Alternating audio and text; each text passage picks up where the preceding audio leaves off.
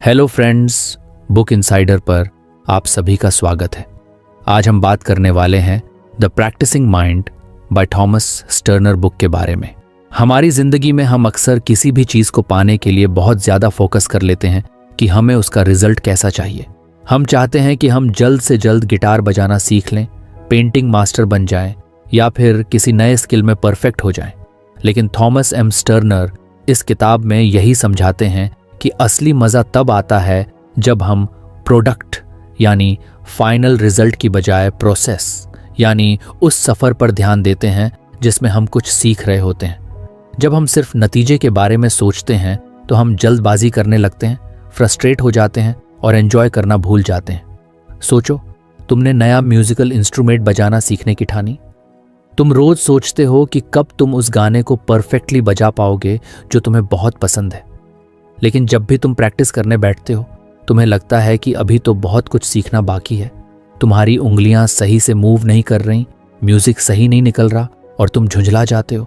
अब यहाँ प्रॉब्लम ये नहीं है कि तुम सीख नहीं सकते, बल्कि ये है कि तुम सिर्फ रिजल्ट को देख रहे हो, प्रोसेस को एंजॉय नहीं कर रहे। स्टर्नर कहते हैं कि किसी भी चीज में मास्टरी हासिल करने के लिए सबसे जरूरी है कि तुम सिर्फ रिजल्ट पर नहीं, बल्कि उस सफर पर ध्यान दो।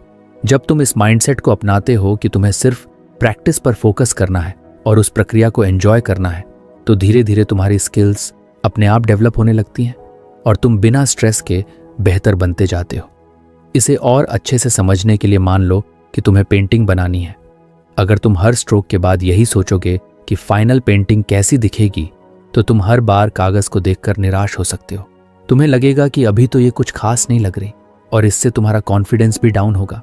लेकिन अगर तुम हर स्ट्रोक को इस नज़रिए से देखो कि अभी तुम सिर्फ पेंटिंग बना रहे हो और ये प्रोसेस अपने आप में मज़ेदार है, तो तुम बिना किसी प्रेशर के बेहतर काम कर पाओगे।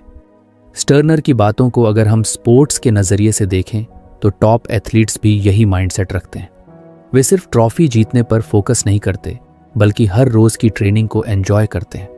रोज़ की छोटी छोटी ग्रोथ ही उन्हें फाइनल मैच में जीत दिलाती है।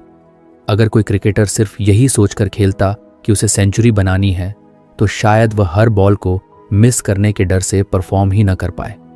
लेकिन जब वह हर बॉल को ध्यान से खेलता है, हर मूवमेंट पर काम करता है, तब वह एक बेहतरीन बल्लेबाज बनता है। अब इसे लाइफ में अप्लाई करो। कई बार हम किसी बड़े गोल को देखकर इतने परेशान हो जाते हैं कि हम उसे अचीव करने से पहले ही थक जाते हैं। मान लो तुम्हें किसी एग्जाम की तैयारी करनी है और तुम बस ये सोचते रहो कि आखिर में तुम्हें कितने नंबर लाने हैं। अगर तुम्हारा पूरा ध्यान सिर्फ उस नंबर पर होगा, तो पढ़ाई तुम्हारे लिए एक बोझ लगने लगेगी। लेकिन अगर तुम इस माइंडसेट को अपनाओ कि हर रोज तुम कुछ कुछ पढ़ाई एंजॉय करोगे, हर नया टॉपिक समझना एक छोटा अचीवमेंट होगा, तो तुम बिना स्ट्रेस के ज्यादा अच्छे से सीख पाओगे। स्टर्नर का ये आइडिया सिर्फ पढ़ाई या स्किल सीखने तक सीमित नहीं है, बल्कि हर चीज पर लागू होता है। तुम चाहो तो इसे अपनी पर्सनल लाइफ में भी देख सकते हो। जैसे अगर तुम किसी नए हैबिट को अपनाना चाहते हो, मान लो सुबह जल्दी उठने की आदत डालनी है। अगर तुम रोज ये सोचते रहोगे कि अभी तो मैं जल्दी नहीं उठ पाता, पता नहीं कब ये की आदत बनेगी, तो तुम डिस्करेज हो सकते हो। लेकिन अगर तुम सिर्फ उस प्रोसेस पर ध्यान दो कि रोज कुछ कुछ टाइम एडजस्ट करते जाओ, तो बिना किसी प्रेशर के तुम इस आदत को अपना सकते हो। इसी तरह जो लोग जिम जाते हैं, वे अगर सिर्फ यह सोचकर एक्सरसाइज करें कि कब उनका परफेक्ट बॉडी फिगर बनेगा, तो वे जल्दी ही थक सकते हैं और छोड़ भी सकते हैं। लेकिन अगर वे इस माइंडसेट से जाएं कि उन्हें हर दिन कुछ कुछ इंप्रूव करना है, हर दिन की एक्सरसाइज को एंजॉय करना है, तो वे लंबे समय तक इसे जारी रख सकते हैं और रिजल्ट अपने आप मिलने लगेंगे। असल में जब हम सिर्फ फाइनल रिजल्ट पर ध्यान देते हैं, तो हम प्रेशर में आ जाते हैं, निराश हो सकते हैं और रास्ते में हार मान सकते हैं।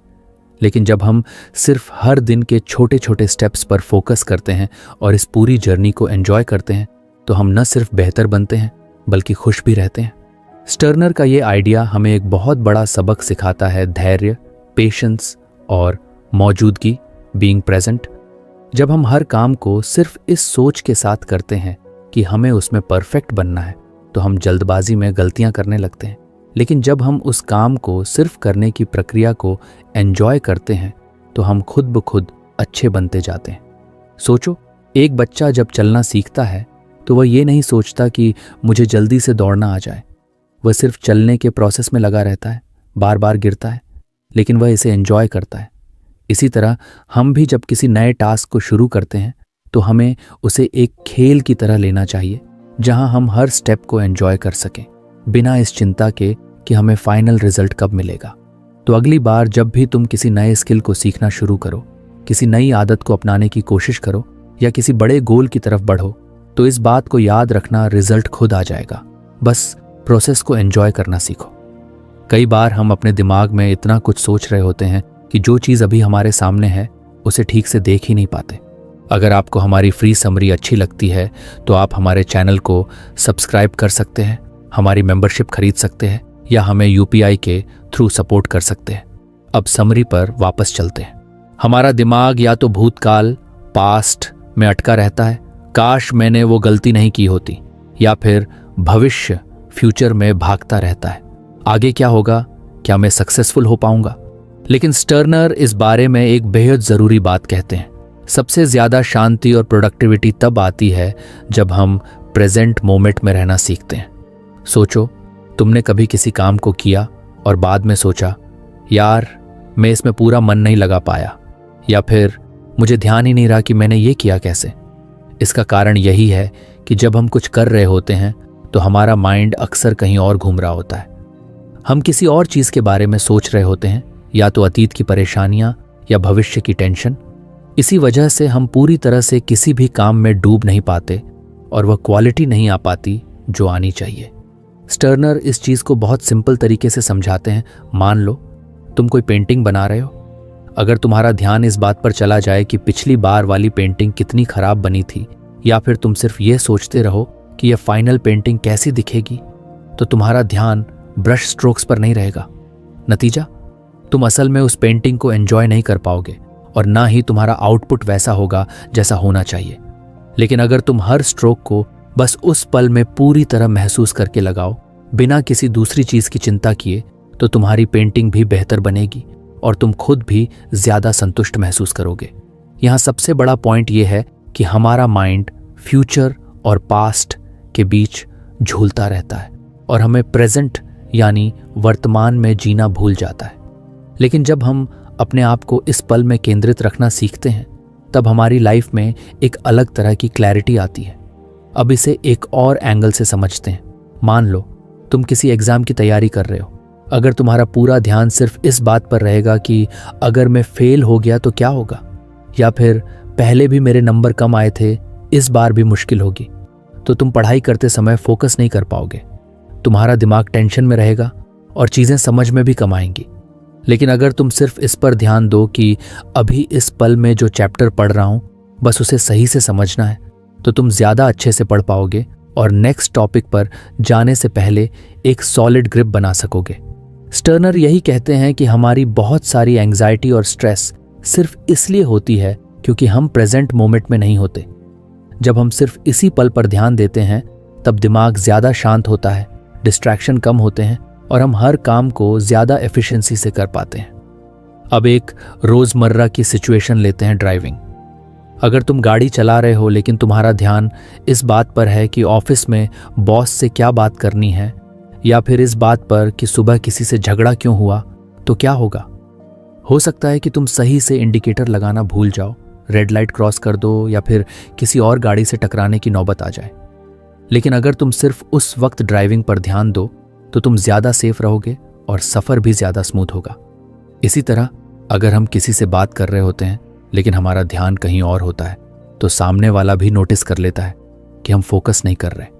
इसका मतलब यह हुआ कि हम ना तो अच्छे से बातचीत कर पाते हैं और ना ही रिलेशनशिप्स को मजबूत बना पाते हैं। लेकिन जब हम किसी से पूरी तरह प्रेजेंट होकर बात करते हैं, यानी सामने वाले की बातें सुनने पर पूरा ध्यान लगाते हैं, उसके एक्सप्रेशंस नोटिस करते हैं और बातचीत को एंजॉय करते हैं, तब हमारी कम्युनिकेशन स्किल्स भी बेहतर होती है और सामने वाला भी कनेक्शन फील करता है। अब इस लेसन को एक और दिलचस्प एंगल से देखते हैं, माइंडफुलनेस। माइंडफुलनेस का मतलब होता है किसी भी काम को पूरी तरह से जागरूक होकर करना। जैसे अगर तुम खाना खा रहे हो लेकिन उस वक्त तुम फोन में स्क्रॉलिंग कर रहे हो या किसी और चीज के बारे में सोच रहे हो, तो तुम उस खाने का स्वाद अच्छे से नहीं महसूस कर पाओगे। लेकिन अगर तुम हर बाइट को ध्यान से लो, हर फ्लेवर को महसूस करो, तो वही खाना ज़्यादा टेस्टी लगेगा। यही माइंडफुलनेस है, जो भी करो उसे पूरे होश व हवास में करो, पूरी तरह उस पल में रहकर करो। स्टर्नर का यह लेसन हमें यह भी सिखाता है कि अतीत की गलतियों या भविष्य की चिंता में फंसकर हम अपना आज खराब कर देते हैं, लेकिन सच्चाई यह है कि हमारे पास सिर्फ अभी है और इसी पल में हम सबसे अच्छा कर सकते हैं। सोचो, कोई म्यूजिशियन जब स्टेज पर परफॉर्म कर रहा होता है तो क्या वह यह सोच रहा होता है कि पिछले शो में मेरी परफॉर्मेंस कैसी थी, या फिर अगर मैंने एक नोट गलत बजा दिया तो क्या होगा? नहीं, वह पूरी तरह उस मोमेंट में रहता है, अपने हर नोट को महसूस करता है और तभी एक शानदार परफॉर्मेंस दे पाता है।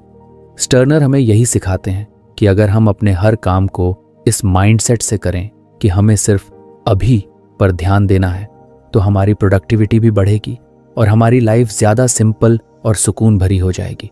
तो अगली बार जब भी तुम्हें लगे कि तुम्हारा दिमाग फालतू की चिंताओं में उलझ रहा है, तब बस खुद से एक सवाल पूछो, इस वक्त मैं क्या कर रहा हूं और क्या मैं पूरी तरह इस काम में इन्वॉल्व हूं? अगर जवाब नहीं है तो बस धीरे से अपने ध्यान को वापस उस काम पर ले आओ और देखो कैसे चीजें बेहतर हो जाती हैं। प्रेजेंट मोमेंट में रहना कोई मैजिक ट्रिक नहीं है, ये एक आदत है जो धीरे धीरे डेवलप होती है, लेकिन जब तुम इसे सीख लेते हो तब लाइफ में एक अलग तरह की शांति और एंजॉयमेंट आ जाता है। तो क्यों ना इसे अभी से प्रैक्टिस करना शुरू किया जाए? कभी सोचा है कि हमारी सबसे बड़ी लड़ाई किससे होती है? दूसरों से नहीं, बल्कि खुद से। हम रोज ऐसे कई मोमेंट्स फेस करते हैं जहां हमारा दिमाग एक तरफ कुछ चाहता है, लेकिन हमें पता होता है कि असल में क्या सही है। मान लो तुमने डिसाइड किया कि सुबह जल्दी उठना है, लेकिन जब अलार्म बजता है तो तुम्हारा दिमाग कहता है कुछ देर और सो लेते हैं। यही वह मोमेंट है जहां सेल्फ कंट्रोल का रोल आता है। अगर तुम अपने दिमाग को कंट्रोल कर सकते हो और जो सही है वो चुन सकते हो, तो तुम किसी भी चीज में मास्टरी हासिल कर सकते हो। थॉमस एम स्टर्नर इस बात पर जोर देते हैं कि हमारे थॉट्स यानी विचार ही हमारे एक्शंस को कंट्रोल करते हैं। अगर हमारे विचार बिखरे हुए हैं, कंफ्यूज हैं और इधर उधर भाग रहे हैं, तो हमारा बिहेवियर भी वैसा ही होगा। सोचो, अगर कोई स्पोर्ट्स प्लेयर अपने मैच के दौरान हर वक्त यह सोचता रहे कि अगर मैं हार गया तो क्या होगा, या पिछली बार मैं अच्छा नहीं खेल पाया था, तो क्या वह अपने बेस्ट परफॉर्मेंस दे पाएगा? नहीं, क्योंकि उसका ध्यान गेम पर नहीं बल्कि अपने डर पर होगा।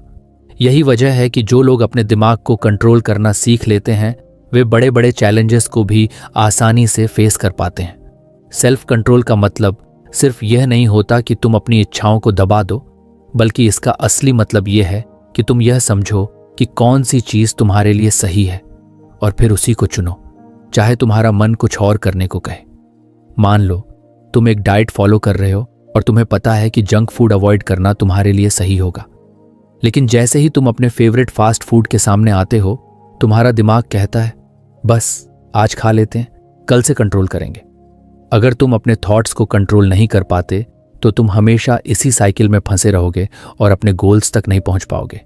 स्टर्नर इस चीज को और गहराई से एक्सप्लेन करते हैं कि सेल्फ कंट्रोल सिर्फ बाहरी आदतों से जुड़ा नहीं है, बल्कि यह पूरी तरह हमारे माइंडसेट से जुड़ा हुआ है।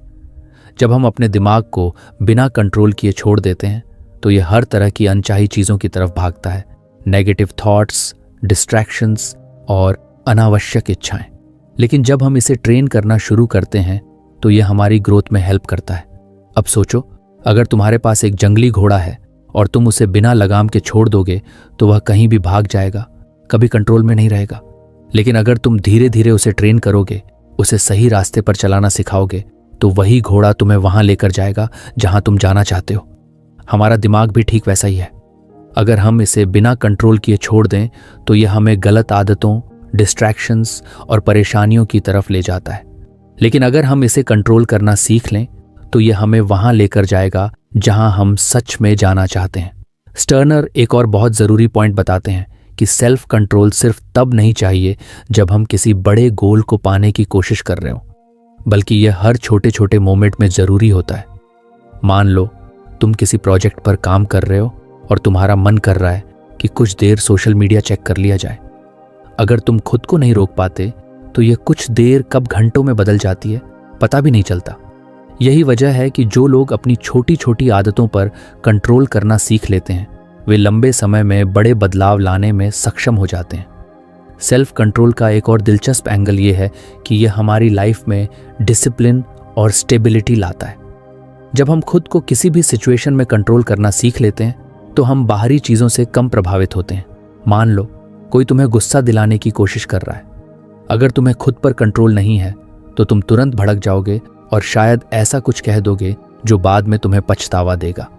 लेकिन अगर तुम्हें सेल्फ कंट्रोल है तो तुम सिचुएशन को शांत दिमाग से देखोगे और सोच समझकर जवाब दोगे।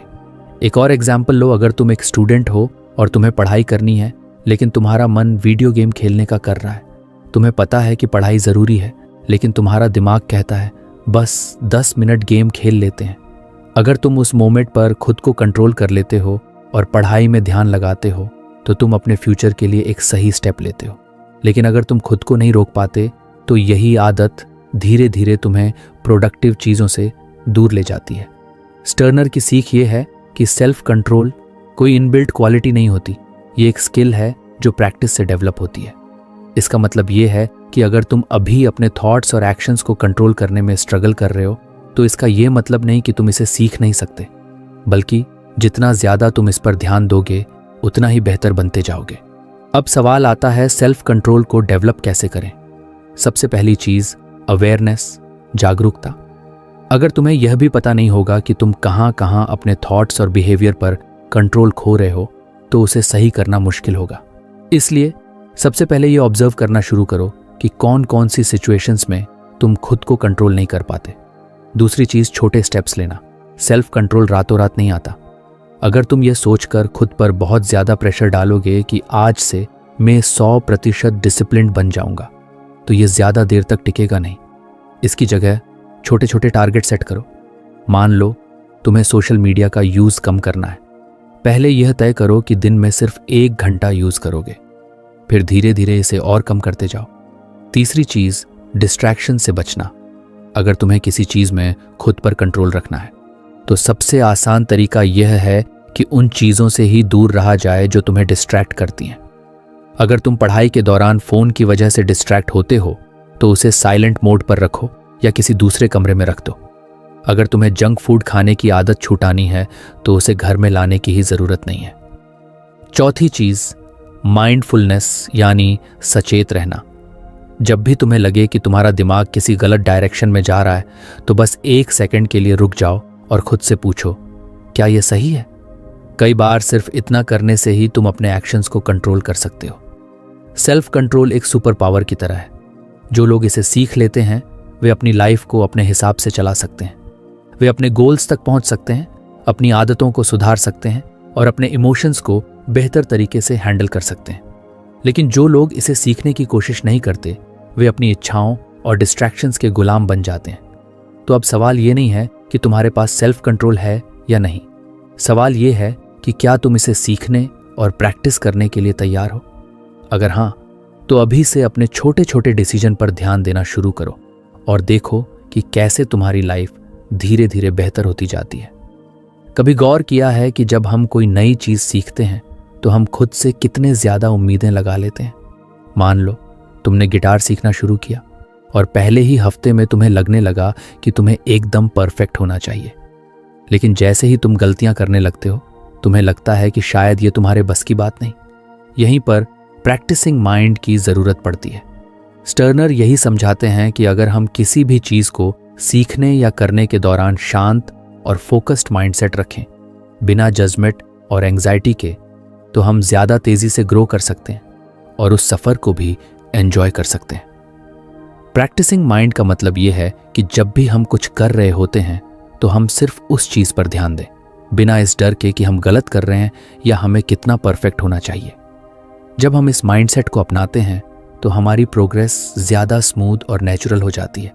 लेकिन दिक्कत तब आती है जब हम खुद को जज करने लगते हैं, खुद पर प्रेशर डालने लगते हैं और हर वक्त परफेक्शन की तलाश में लग जाते हैं। सोचो, कोई बच्चा जब चलना सीखता है तो वह गिरता है, उठता है, फिर गिरता है, लेकिन वह कभी यह नहीं सोचता कि मैं अच्छा नहीं कर रहा या मुझे तो एक ही बार में दौड़ना आ जाना चाहिए। वो बस ये जानता है कि अभी वह प्रैक्टिस कर रहा है और धीरे धीरे वह इसमें बेहतर होता जाएगा।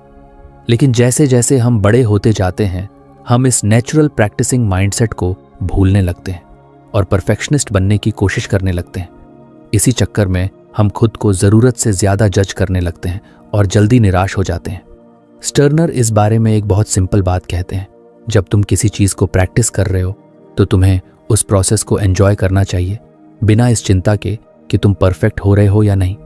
मान लो तुम पेंटिंग बना रहे हो, अगर तुम हर ब्रश स्ट्रोक के बाद ये सोचने लगो कि ये सही लग रहा है या नहीं, स्विंगल, फाइनल पेंटिंग अच्छी बनेगी या नहीं, कॉम्पोनेंट प्लेसमेंट, तो तुम उस प्रोसेस को कभी एंजॉय नहीं कर पाओगे।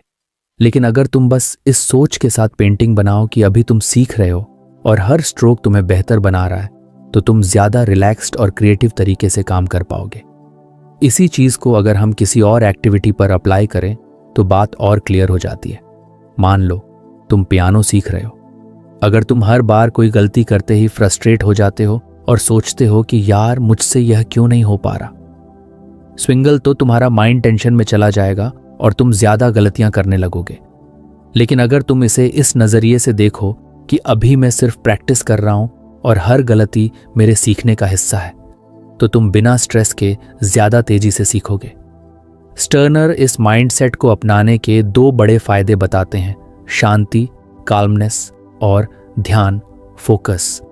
जब हम ये समझ लेते हैं कि हम किसी भी चीज़ को परफेक्ट करने के बजाय बस प्रैक्टिस कर रहे हैं, तो हमारे ऊपर से परफेक्शन का प्रेशर हट जाता है। हम ज़्यादा शांत रहते हैं और उस काम में बेहतर तरीके से फोकस कर पाते हैं। इसे एक और एंगल से समझते हैं। मान लो तुम जिम जाना शुरू कर रहे हो और तुम्हें जल्दी से रिजल्ट चाहिए। अगर हर रोज़ तुम ये देखने लगो कि मेरे मसल्स कितने ग्रो हो गए, जरेनिया, मेरा वेट कितना कम हुआ, तो तुम खुद पर बहुत ज़्यादा प्रेशर डाल दोगे और अगर रिजल्ट तुरंत नहीं दिखा तो तुम डिसअपॉइंट हो सकते हो। लेकिन अगर तुम ये माइंडसेट अपनाओ कि मैं बस प्रैक्टिस कर रहा हूँ और मेरा फोकस सिर्फ हर दिन कुछ बेहतर बनने पर है, तो तुम बिना स्ट्रेस के जिम करोगे और ज़्यादा अच्छे रिजल्ट्स पाओगे। स्टर्नर ये भी बताते हैं कि जब हम प्रैक्टिसिंग माइंड अपनाते हैं तो हम चीज़ों में ज़्यादा लंबे समय तक टिके रहते हैं। बहुत सारे लोग किसी नए स्किल को सीखना शुरू करते हैं लेकिन कुछ ही दिनों में छोड़ देते हैं क्योंकि वे खुद से बहुत ज़्यादा उम्मीदें लगा लेते हैं और जब वे अपनी उम्मीदों के हिसाब से परफॉर्म नहीं कर पाते तो निराश हो जाते हैं। लेकिन अगर हम सिर्फ यह माइंडसेट रखें कि मैं हर दिन कुछ कुछ बेहतर हो रहा हूं, तो हम किसी भी चीज़ को लंबे समय तक कंटिन्यू कर सकते हैं और उसमें मास्टरी हासिल कर सकते हैं। इसी माइंडसेट को हम पढ़ाई में भी अप्लाई कर सकते हैं। कई स्टूडेंट्स को लगता है कि उन्हें तुरंत सब कुछ परफेक्ट तरीके से आ जाना चाहिए।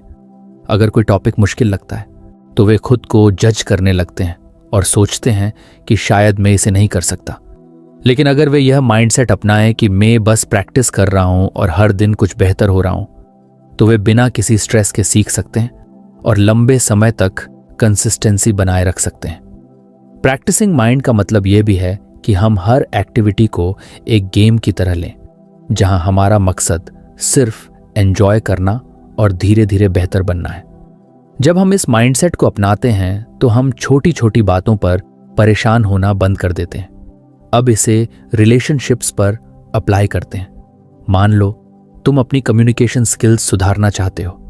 अगर तुम हर बातचीत के बाद ये सोचने लगो कि मैंने सही बात की या नहीं, या सामने वाले को मेरी बात पसंद आई या नहीं, तो तुम बहुत ज़्यादा खुद को जज करोगे और शायद ज़्यादा अच्छा कम्युनिकेट भी नहीं कर पाओगे। लेकिन अगर तुम इसे एक प्रैक्टिस की तरह देखो और सोचो कि मैं बस धीरे धीरे अपनी बातचीत को बेहतर बना रहा हूं, तो तुम ज़्यादा नेचुरल और कॉन्फिडेंट फील करोगे। स्टर्नर यह भी समझाते हैं कि प्रैक्टिसिंग माइंड हमें जल्दी थकने या हार मानने से बचाता है। जब हम यह माइंडसेट अपनाते हैं कि हम बस इस सफ़र को एंजॉय कर रहे हैं और हर दिन कुछ नया सीख रहे हैं, तो हम ज़्यादा लंबे समय तक मोटिवेटेड रहते हैं। प्रैक्टिसिंग माइंड को अपनाने का सबसे आसान तरीका यह है कि जब भी तुम किसी चीज़ को कर रहे हो, खुद से यह सवाल पूछो, क्या मैं इसे एक परफेक्शनिस्ट माइंडसेट से कर रहा हूं या एक प्रैक्टिसिंग माइंडसेट से? अगर तुम हर बार खुद को जज कर रहे हो और परफेक्ट होने का प्रेशर ले रहे हो, तो ये एक रेड फ्लैग है।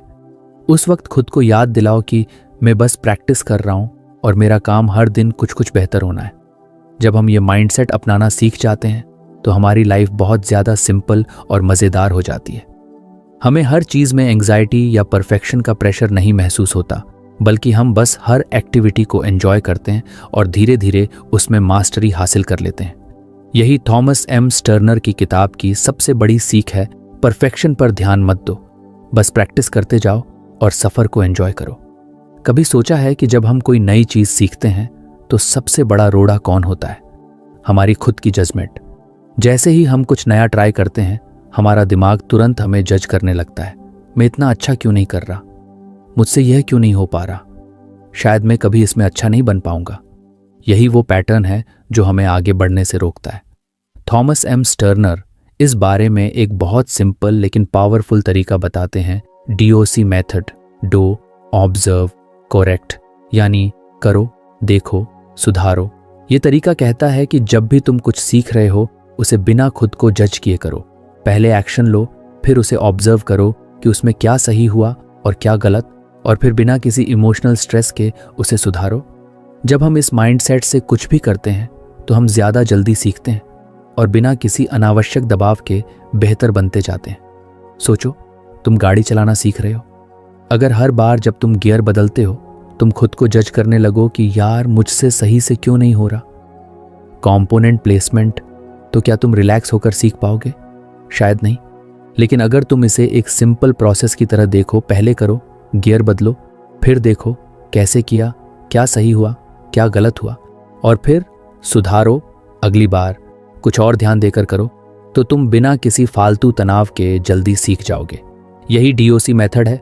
खुद को बिना जज किए सिर्फ ऑब्जर्व करो और धीरे धीरे सुधार करते जाओ। अब इसे किसी और एक्टिविटी पर अप्लाई करते हैं। मान लो तुम पब्लिक स्पीकिंग सीख रहे हो। अगर तुम स्टेज पर जाते ही सोचने लगो कि अगर मैं गलत बोल गया तो क्या होगा, या लोग क्या सोचेंगे, तो तुम्हारा पूरा फोकस तुम्हारी जजमेंट पर चला जाएगा, न कि तुम्हारी परफॉर्मेंस पर। लेकिन अगर तुम बस इस माइंडसेट से जाओ कि मैं पहले बोलूंगा, DU, फिर देखूंगा कि क्या सही हुआ और क्या नहीं, ऑब्जर्व, और फिर अगली बार उसे सुधारूंगा, करेक्ट, तो तुम ज़्यादा तेज़ी से इंप्रूव करोगे और बिना अनावश्यक दबाव के बेहतर स्पीकर बन जाओगे। DOC मेथड का सबसे बड़ा फ़ायदा यह है कि यह हमें नेगेटिव इमोशंस से बचाता है। जब हम खुद को ज़्यादा जज करते हैं तो हम डर और चिंता में फंस जाते हैं। हम सोचते हैं कि अगर हमने गलती की तो सब कुछ खराब हो जाएगा, और इसी डर में हम नई चीज़ें ट्राई करने से भी घबराने लगते हैं। लेकिन जब हम खुद को यह याद दिलाते हैं कि मैं अभी सीख रहा हूँ और मेरी हर गलती सुधारने के लिए है, न कि खुद को जज करने के लिए, तो हम ज़्यादा रिलैक्स महसूस करते हैं और बेहतर परफॉर्म करते हैं। इसे एक म्यूजिशियन के नज़रिए से समझते हैं। मान लो कोई पियानो सीख रहा है। अगर हर बार जब वह गलत नोट बजाए वह खुद से नाराज़ होने लगे और सोचे कि यार मैं कितना बेकार हूँ, तो उसका दिमाग डर से भर जाएगा और वह और ज़्यादा गलतियाँ करेगा। लेकिन अगर वह बस यह माइंडसेट रखे कि ठीक है, मैंने एक गलत नोट बजाया, अब मैं ऑब्जर्व करता हूँ कि गलती कहाँ हुई और अगली बार इसे सुधारता हूँ, तो वह बिना किसी मेंटल प्रेशर के ज़्यादा तेज़ी से सीख पाएगा। स्टर्नर यही समझाते हैं कि हम जब भी कुछ नया सीख रहे होते हैं तो खुद पर बहुत ज़्यादा सख्त होने की ज़रूरत नहीं होती, बल्कि हमें बस एक शांत और ऑब्जर्वेशनल माइंडसेट रखना चाहिए, जैसे कोई वैज्ञानिक एक्सपेरिमेंट कर रहा हो। जब एक वैज्ञानिक कोई नया एक्सपेरिमेंट करता है और रिजल्ट उसकी उम्मीदों के मुताबिक नहीं आता, तो क्या वह खुद को दोष देता है? नहीं, वह बस देखता है कि कहाँ गलती हुई, फिर अगली बार उसमें सुधार करता है। यही माइंडसेट हमें भी अपनाना चाहिए। अब सोचो, अगर तुम कोई नया बिजनेस शुरू कर रहे हो, अगर पहले ही महीने में तुम्हें उतना मुनाफा नहीं हुआ जितना तुमने सोचा था, तो तुम्हारे पास दो ऑप्शन है। या तो खुद को कोसना शुरू कर दो कि यार मैं बिजनेस में अच्छा नहीं हूं, या फिर DOC मेथड अपनाओ। पहले देखो कि तुमने क्या किया, DU, फिर देखो कि क्या सही हुआ और क्या गलत, ऑब्जर्व, और फिर उस हिसाब से अगली बार सुधार करो, करेक्ट। अगर तुम दूसरा तरीका अपनाओगे तो तुम बिना हिम्मत हारे अपने बिजनेस को बेहतर कर सकोगे। DOC मेथड का सबसे अच्छा फायदा यह है कि यह हमें हर चीज को एक नेचुरल लर्निंग प्रोसेस की तरह देखने की आदत डालता है। जब हम ये माइंडसेट अपनाते हैं कि हर गलती सीखने का मौका है, न कि असफलता, तब हम लाइफ में बहुत ज्यादा प्रोडक्टिव और खुश रहने लगते हैं। अब इसे रिलेशनशिप्स में अप्लाई करते हैं। मान लो तुम्हें अपनी कम्युनिकेशन स्किल्स बेहतर करनी है। अगर हर बार जब तुम किसी से बात करो और कुछ गड़बड़ हो जाए, तुम खुद को दोष देने लगो कि यार मैंने सही तरीके से बात नहीं की, तो तुम धीरे धीरे लोगों से बात करने से बचने लगोगे। लेकिन अगर तुम यह माइंडसेट रखो कि ठीक है, मैंने आज बात की, अब मैं देखता हूं कि क्या अच्छा हुआ और क्या सुधारना चाहिए और अगली बार कुछ बेहतर करने की कोशिश करूंगा, तो तुम बिना किसी डर के अपनी स्किल्स सुधार सकोगे। स्टर्नर इस बारे में एक और ज़रूरी बात बताते हैं। हम जब खुद को जज करना छोड़ देते हैं तो हम ज़्यादा क्रिएटिव और एफिशिएंट बन जाते हैं। जब हम अपने दिमाग को फ्री छोड़ते हैं बिना किसी अनावश्यक प्रेशर के, तो हम ज़्यादा अच्छी परफॉर्मेंस दे पाते हैं। इसे एक आर्टिस्ट के नज़रिए से देखो। अगर कोई पेंटर हर बार ब्रश चलाने से पहले यह सोचे कि अगर यह परफेक्ट नहीं बना तो क्या होगा, तो वह कभी भी फ्री होकर पेंटिंग नहीं बना पाएगा। लेकिन अगर वह यह माइंडसेट अपनाए कि मैं बस अपनी पेंटिंग को एंजॉय करूंगा, जो भी होगा उसे बाद में देखूंगा और सुधारूंगा, तो उसकी क्रिएटिविटी खुलकर सामने आएगी। इसी तरह अगर तुम किसी नई भाषा को सीख रहे हो और हर बार गलत उच्चारण करने से डर रहे हो, तो तुम कभी फ्री होकर नहीं बोल पाओगे। लेकिन अगर तुम यह माइंडसेट अपनाओ कि मैं पहले कोशिश करूंगा, फिर देखूंगा कि क्या सही था और क्या गलत, और फिर उसे सुधारूंगा, तो तुम बिना किसी झिझक के जल्दी सीख सकोगे। डॉक्टर मेथड का असली जादू यही है। यह हमें लाइफ को एक एक्सपेरिमेंट की तरह देखने की आदत डालता है, जहां हर गलती सिर्फ सीखने का एक हिस्सा होती है, न कि कुछ ऐसा जिससे हमें डरना चाहिए। तो अब सवाल ये नहीं है कि हम गलतियां करेंगे या नहीं, क्योंकि गलतियां तो होंगी ही। सवाल ये है कि क्या हम उन गलतियों को देखकर खुद को जज करेंगे या फिर उन्हें एक ऑब्जर्वर की तरह देखेंगे और धीरे धीरे सुधारते जाएंगे। अगर हम दूसरे ऑप्शन को चुनते हैं तो हमारी लाइफ बहुत ज़्यादा आसान और मज़ेदार हो जाएगी। हमें हर चीज़ में परफेक्शन की चिंता नहीं होगी, बल्कि हम बस सफ़र को एंजॉय करेंगे और धीरे धीरे बेहतरी की तरफ बढ़ते जाएंगे। यही थॉमस एम स्टर्नर की सीख है। खुद को जज मत करो, बस ऑब्जर्व करो, सुधार करो और आगे बढ़ते रहो। असल में हमारी सबसे बड़ी रुकावट खुद हमारा दिमाग होता है। जब हम खुद को जज करना बंद कर देते हैं और बस सीखने के सफ़र को एंजॉय करने लगते हैं, तभी हम सच में ग्रो कर पाते हैं। स्टर्नर का DOC मेथड हमें यही सिखाता है, खुद पर सख्त मत बनो, बस हर चीज़ को एक ऑब्जर्वर की तरह देखो और धीरे धीरे सुधारते जाओ। अगर तुम हर गलती पर खुद को कोसोगे तो तुम कभी आत्मविश्वास के साथ आगे नहीं बढ़ पाओगे। लेकिन अगर तुम इसे एक एक्सपेरिमेंट की तरह देखोगे तो तुम्हें हर गलती एक नया सबक देगी और तुम बिना किसी डर के, बिना किसी बोझ के अपनी पूरी क्षमता तक पहुंच पाओगे। लाइफ में सबसे ज़्यादा ज़रूरी ये नहीं कि तुम कितनी जल्दी परफेक्ट बनते हो, बल्कि ये है कि तुम कितनी कंसिस्टेंसी के साथ बिना खुद को जज किए आगे बढ़ते हो। जब तुम ये माइंडसेट अपनाओगे कि मैं सीख रहा हूँ और हर गलती मेरे सुधार का हिस्सा है, तो तुम न सिर्फ ज़्यादा खुश रहोगे बल्कि ज़्यादा तेज़ी से सफलता भी पाओगे। तो अगली बार जब तुम किसी भी चीज़ में गलती करो, खुद को मत कोसो। बस एक सेकंड के लिए रुक कर सोचो, मैंने किया, ड्यू, मैंने देखा, ऑब्जर्व, और अब मैं सुधार करूँगा, करेक्ट। यही माइंडसेट तुम्हें सफलता और संतुष्टि दोनों देगा। तो फ्रेंड्स, ये थी हमारी आज की बुक समरी। आपको कैसी लगी कमेंट करके ज़रूर बताएं, और धन्यवाद आपका समरी एंड तक सुनने के लिए।